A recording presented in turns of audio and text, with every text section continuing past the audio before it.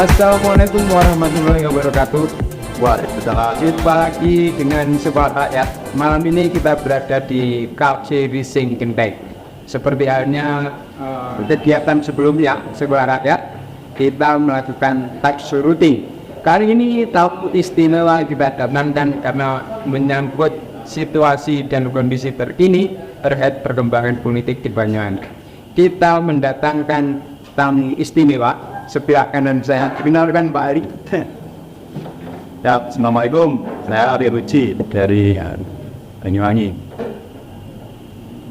Beliau juga bakal calon bupati Banyuwangi, juga sekaligus pernah menjabat sebagai PRT Kepala Dinas Perhubungan. Sehingga pantas malam ini mendatangkan, dan ini saya anggap sebagai tamu yang sungguh luar biasa. Selanjutnya juga tidak kalah hebat, saya juga mendatangkan Mas IT Ropik.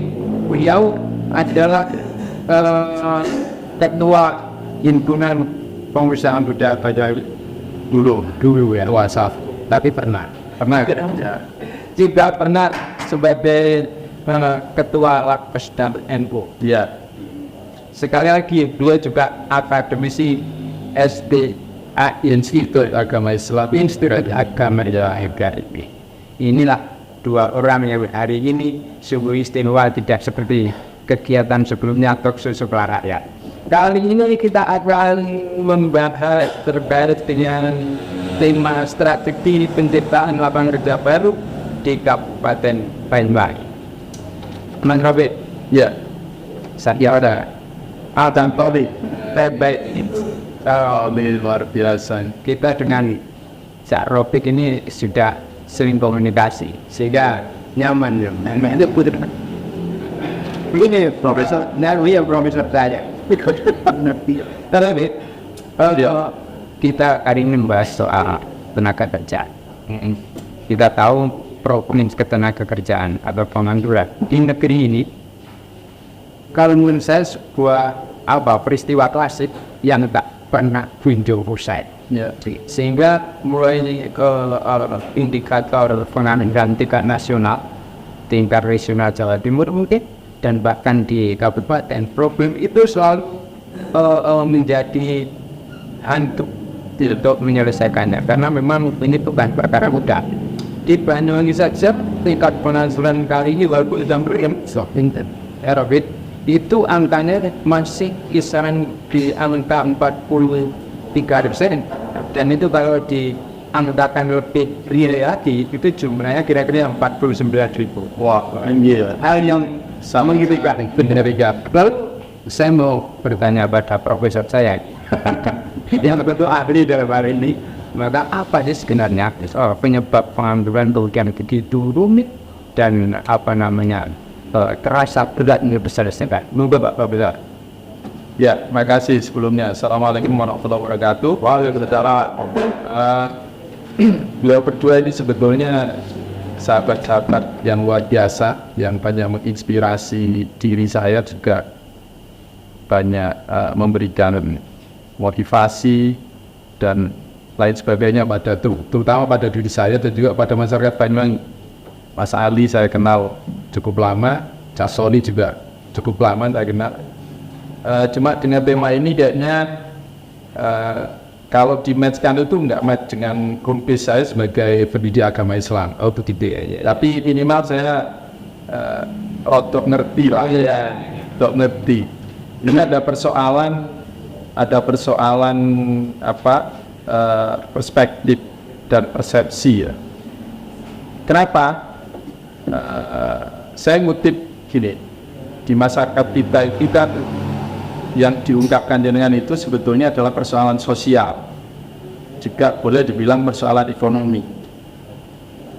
Saya hanya ngutip ada seorang teolog pembebasan dari India, namanya Asghar Ali Engineer. Ada nama alinya? Iya, Asghar Ali. Ini saya termasuk tokoh favorit itu mulai saya kenal. Itu tokoh favorit saya. Sampai calon bupati juga harus ada. Monggo lah. Jadi Asghar Ali ini bilang dalam satu statementnya yang sangat menarik, dia mencoba bertanya seperti Socrates. Dia mempertanyakan, menurut kalian wahai umat Islam, apakah Nabi Muhammad itu dimusuhi oleh orang jahiliyah? Apakah hanya terbatas karena dia berjualan tauhid, dia berjualan keesaan Tuhan, sampai sedemikian rupa dimusuhi oleh orang Mekah ketika itu? Ternyata jawabannya tidak. Ternyata yang membuat orang kafir Quraisy itu tidak nyaman dengan Nabi Muhammad karena yang dikritik oleh Nabi Muhammad bukan persoalan ketuhanan aja. Itu menurut Asghar Ali Engineer. Ada persoalan apa? Ternyata ada persoalan sosial di situ. Ada persoalan ekonomi di situ. Dan orang Arab ketika itu mengakui bahwa itu takdir dari yang atas. Nah, konsep ini sebetulnya hampir sama dengan kekinian di masyarakat kita yang notabene orang Muslim, itu bahwa kemiskinan, ketidakadilan itu takdir. Ini yang susah. Padahal ada sistem yang menciptakan itu. Nah, kalau kita mau ngomong ngulik soal ini, ya kita harus merubah perspektif kita bahwa apapun yang terjadi dengan ketidakadilan, dengan ketimpangan ekonomi, dengan banyaknya pengangguran, itu bukan takdir Tuhan. Versinya Asghar Ali Engineer. Bukan. Maka diperlukan consciousness, kesadaran bersama. Ketika itu bukan bukan takdir, ya harus dirubah. Dengan cara apa? Ya mau gimana saya enggak. Ini mungkin yang bahas nanti teknisi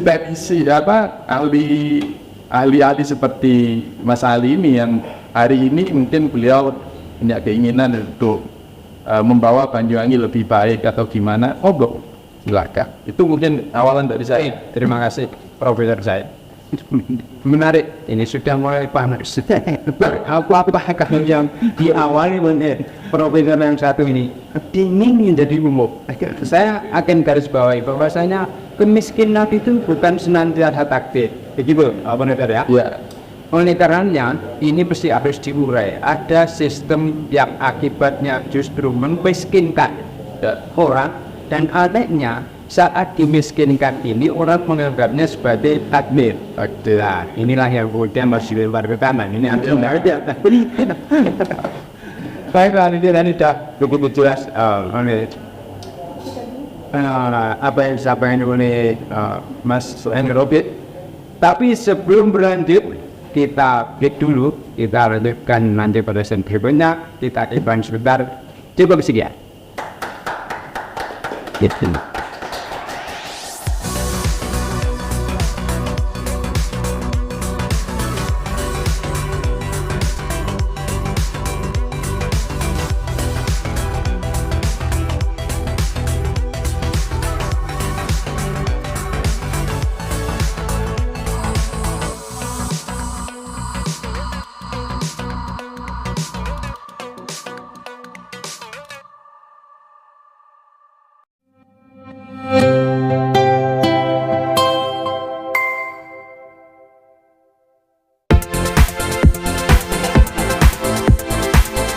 Kita lanjutkan, tadi sudah demikian jelas, bahkan kalau dibilang sedikit memanas terkait dengan kemiskinan yang kebanyakan dari kita dianggapnya sebagai nasib. Tapi dari Pak Prof tadi ternyata ada semacam perspektif yang lain. Tidak takdir, ada sistem yang menjadikan orang itu termiskinkan.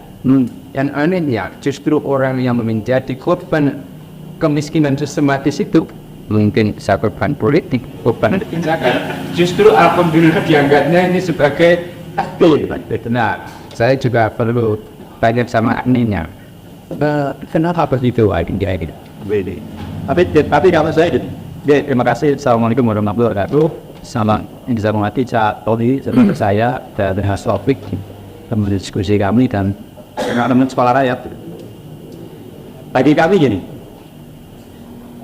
apa yang disampaikan oleh Mas Taufik tadi bahwa ini adalah takdir, tapi harus ada konsep untuk menyikapi ini. Kami coba mendiskusikan ini berapa kali dengan teman-teman, ternyata memang tenaga kerja untuk tenaga pemerintah ini harus hadir. Kehadirannya itu fokus untuk menciptakan lapangan pekerjaan. Nah, istilah lapangan pekerjaan harus baru.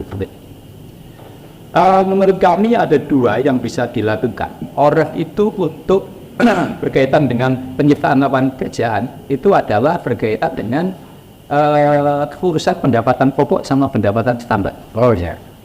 Jadi bahwa ada dua, kita bagi dua, pendapatan pokok dan pendapatan tambahan. Mungkin kita bahas dulu ya pendapatan tambahan.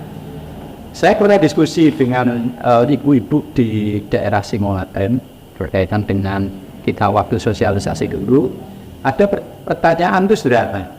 Pak Ali, Pak Calon Bupati, mbok saya ini dicarikan pekerjaan. Nah, kalau melihat, mohon maaf, dengan usia kurang lebih 45 tahun ke atas, kayaknya nggak mungkin ini bicara pekerjaan pokok. Pasti ini adalah pekerjaan tambahan, di mana pendapatannya bisa mensupport atau bahasanya itu membantu suaminya yang siang bekerja, dia harus bagaimana.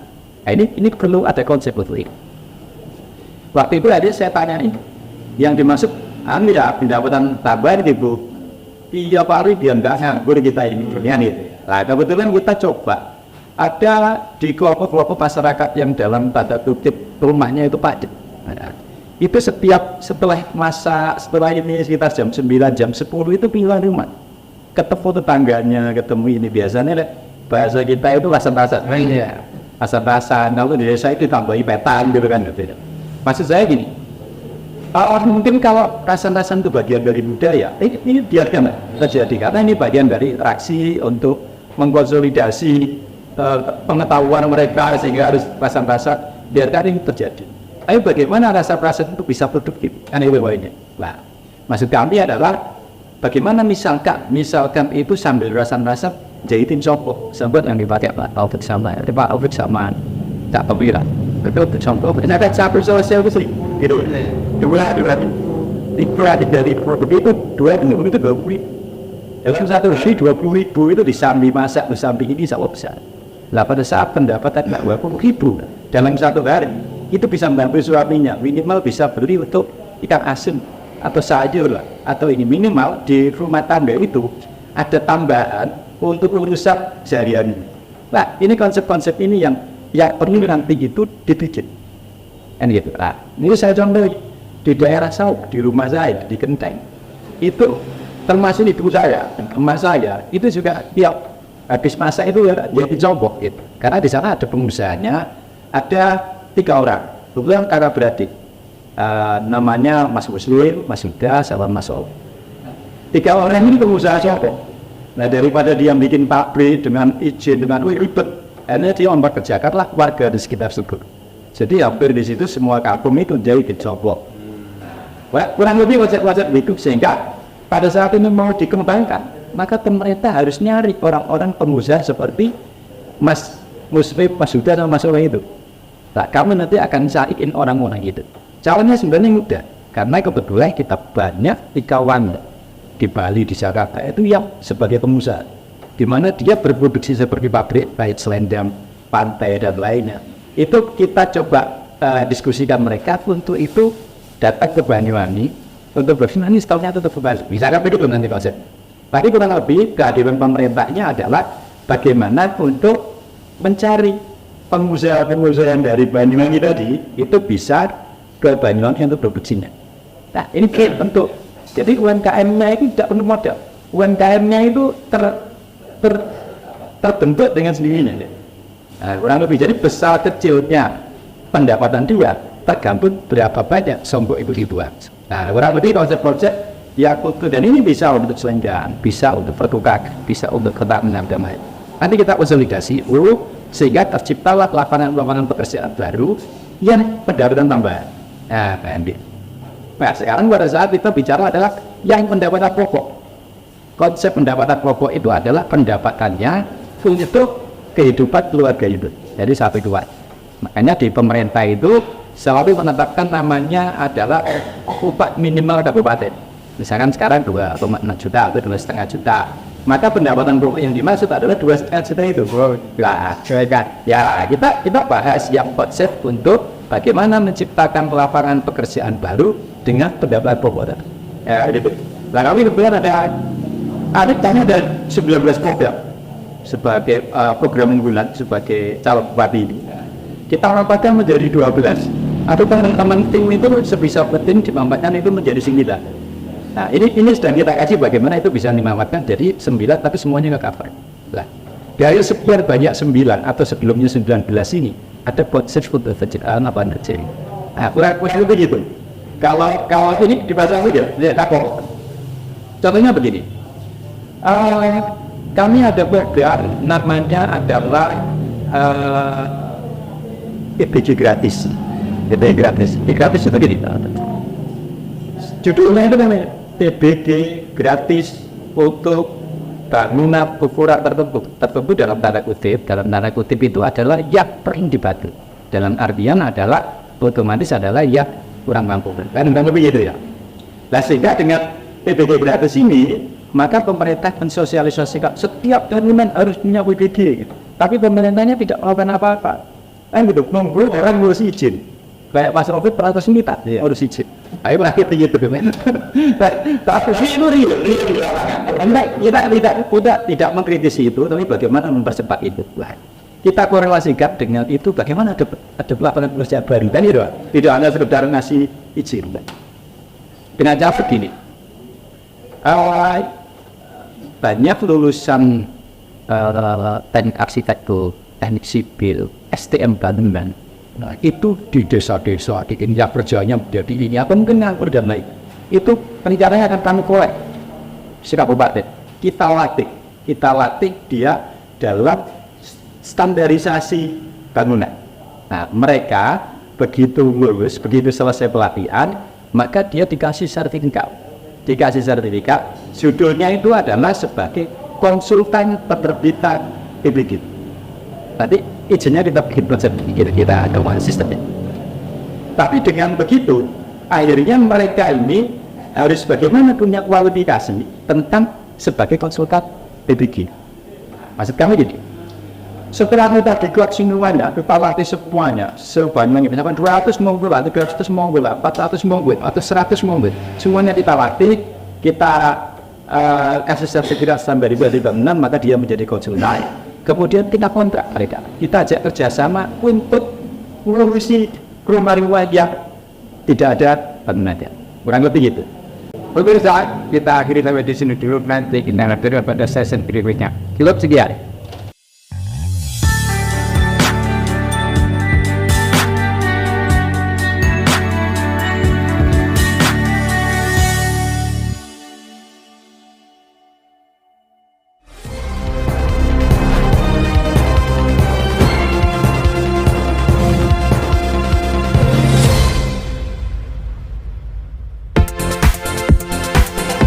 Baiklah bisa dilanjut sempat terhenti. Iya.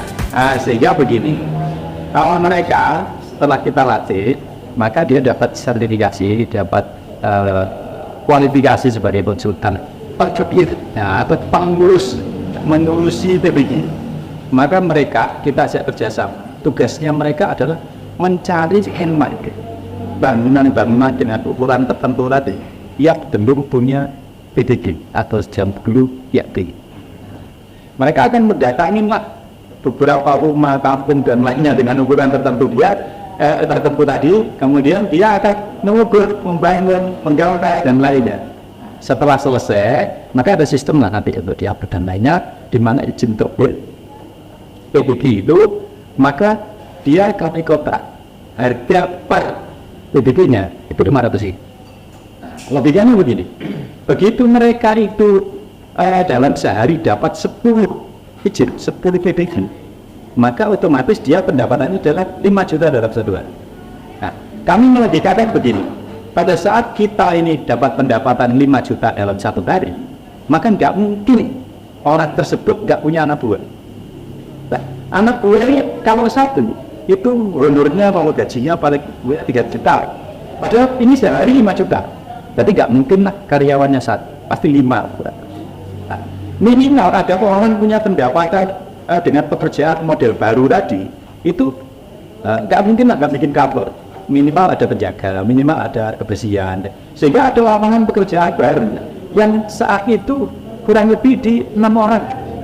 Pada saat yang utama itu adalah 200 orang atau 100 orang dari satu kabupaten.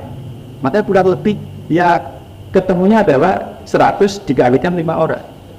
Jadi 500 pekerjaan baru yang punya kualifikasi. Makanya di sini kan penciptaan lapangan kerja baru yang berkualitas itu adalah orang itu punya kualifikasi. Kurang lebih gitu. Jadi akhirnya kita ini hanya kepingin gini, ada seorang arsitek, ada seorang teknik sipil, ada seorang lulusan STM bangunan, itu menjadi seperti notaris. Jadi Indonesia kantor di mana untuk urus jadi itu resmi, untuk khusus ngurusi IAP, karena IAP ini sesuatu yang sangat dibutuhkan oleh teman-teman dan lainnya masyarakat, sehingga ini menjadi sesuatu yang hari ini menjadi tekanan urusan nggak selesai kan itu. Nanti kita permudah urusan penting.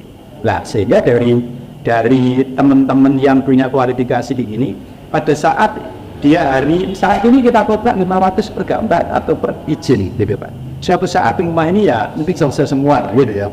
Lah terus bagaimana kerjanya? Nah, karena dia punya kualifikasi sebagai konsultan, itu mengurusi IAP, maka lo nggak mau yang bukan ukuran tertentu. Ini kayak rumahnya Mas Lopik yang gede, gitu ya, nggak punya IMP, daripada kemana, mending ya menuju ke teman-teman yang kualifikasi. Karena begitu kita coba kolek, ternyata lulusan ketiga hari ini yang berkaitan dengan urusan IMB itu ternyata ada di desa-desa, ada di desa, ada di kecamatan, ada yang jadi menyebar. Otomatis misalnya Pak Lopik rumahnya saja jam suka, misalkan nggak usah ribet-ribet Pak ngurus nanti kebaikan. Pasti di situ ada konsultan. Nah pada saat orangnya ukurannya di atas ukuran tertentu tadi, maka terjadi bukti. Maka saya ngurusi rumah, ya bayar sendiri bukan gitu. Dari situlah akhirnya terjadilah lapangan pekerjaan baru. Nah, kurang lebih satu konsep untuk satu program saja sudah menciptakan sekian banyak lapangan kerja baru. Belum yang lain-lain. Kurang lebih jadi. Yang lainnya hari ini ya. Soalnya Mas Pak Presiden nunggu kaibiran saya kapan dia? Ya, tapi ini menarik. Bahwasannya apa yang Mas Arif disampaikan tadi, mau satu hal yang tentu ditunggu-tunggu oleh rakyat. Tapi bahwasannya laki-laki kita ini, tadi saya lihat bahwanya memang peran pemerintah itu harus besar ternyata. Nah, ternyata sampai hari ini kalau kita lihat pada hari ini angka pengangguran di kita masih tinggi, maka saya tidak bertanya kepada begitu. Saya akan bertanya kepada sebenarnya peran pemerintah itu sebenarnya sejauh mana? Karena kalau saya lihat dari apa yang disampaikan Mas Arif tadi, ini juga ada korban dari kebijakan, kemudian korban dari pemerintah kurang agresif untuk ini atau sistem yang salah. Nah, tapi kan kalau saya bicara bukan artinya, saya lebarkan ke Pak Prof dulu. Nunggu Pak Nur Rafiq. Cak Toli. Tapi lagi-lagi saya harus sampaikan bahwa kalau ditanya seperti itu saya enggak kurang begitu menguasai Pak. Iya. Yang jelas mungkin ada sebagian masyarakat yang belum merasakan kehadiran pemerintah dalam hal itu. Ada juga yang sebagian masyarakat juga merasakan bahwa pemerintah sudah lebih ini. Nah, itu hanya perspektif dan persepsi aja. Tapi lagi-lagi yang harus saya sampaikan itu bahwa tadi tema besar yang ingin yang ingin disampaikan oleh Mas Ali yang ingin maju sebagai calon bupati di Banyuwangi ini itu sudah bicara sangat teknis sekali dan saya sangat mengapresiasi sekali dan sangat bagus. Cuma modasnya itu, jadi kita harus mampu minimal merubah mindset masyarakat itu bahwa ketidakadilan sosial, persoalan sosial, ketidakadilan ekonomi, persoalan ekonomi itu bukan takdir. Kalau meminjam istilahnya Askar Ali Engineer tadi. Jadi itu harus dimaknai bahwa apa yang terjadi hari ini, katakan persoalan yang terjadi hari ini itu harus kita rubah. Kalau ada yang bilang Allah Subhanahu wa ta'ala di dalam Al-Quran pernah bilang innallaha la yughayyiru ma biqaumin hatta yughayyiru ma bi anfusihim. Jadi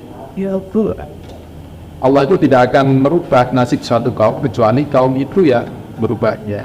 Jadi kalau petanya hari ini ada persoalan ekonomi, ada persoalan kesenjangan sosial, misalkan ya, ada persoalan ketidakadilan atau apapun itu namanya, yang harus kita pahamkan di awal adalah bahwa itu bukan takdir memakai yang itu. Maka yang perlu dilakukan apa? Ya udah, Allah akan merubah nasib suatu kaum kalau kaum itu mau merubahnya.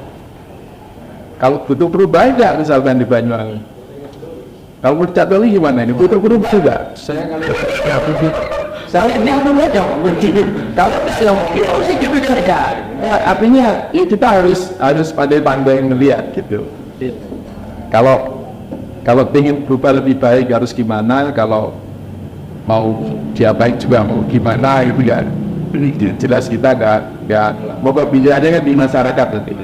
Yang jelas harus kita tanamkan di masyarakat bahwa pertanyaan besarnya apakah memang pemerintah selama ini sudah hadir di tengah mereka ataupun kalau sudah hadir gimana bentuknya kan gitu. Kalau misalkan belum hadir ya gimana, misalnya ada calon baru yang mau menghadirkan pemerintah di arena kehidupan masyarakat, ya monggo, masyarakat nanti akan berbeda itu kalau siap.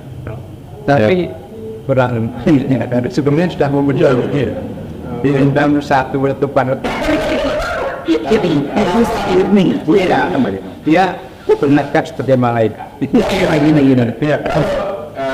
Saya kebetulan juga di dulu sempat 2 periode di Ketua Sasi, sekarang jadi Dewan Pembina di anggota. Sebetulnya kalau yang disampaikan Mas Ali tadi sudah sangat bagus. Jadi beliau sebagai birokrat, juga sebagai calon bupati sudah memberikan solusi-solusi yang luar biasa terhadap pengangguran ya, terutama ini persoalan ekonomi dan juga persoalan sosial. Jadi kalau melihat dunia usaha hari ini, saya kira kalau kita mampu merubah mindset masyarakat terlebih dahulu, atau kalau mungkin kalau bahasanya Mas Ali ya, yang dirubah pemerintah aja mungkin ya. Kalau saya yang dirubah yang menurutnya itu ya. Semoga nanti saya kira masyarakat Banyuwangi akan lebih cerdas untuk bisa lebih maju. Ya. Baiklah. Sebelum dilanjut, baik, sebenarnya menarik. Menurut tadi sudah jelas keberpihakannya, dia berpihak masyarakat. Walaupun sebenarnya ada sesuatu yang harus ditetapkan. Tapi nanti kita terus sampai di sini, saat kita lanjutkan pada episode berikutnya.